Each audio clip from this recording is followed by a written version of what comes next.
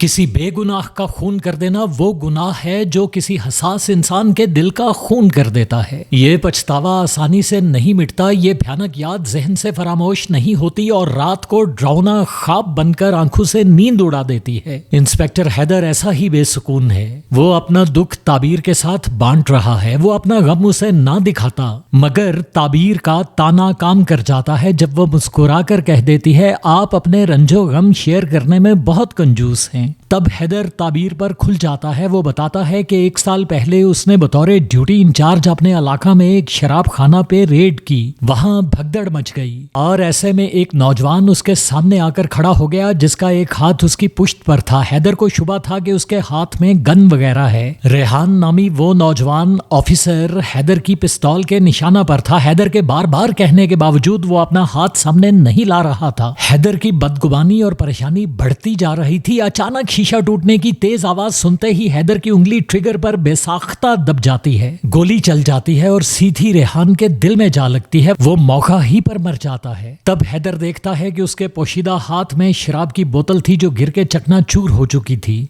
रेहान के पास कोई हथियार ना था। वो मुजरिमाना जहन का मालिक था ही नहीं। उसका कसूर सिर्फ इतना था कि वो अपने बॉस के हुक्म पर मजबूरन उसके लिए शराब लेने आया था और उसके अयाश मालिक का वो हुक्म रेहान के लिए मौत का परवाना बन गया।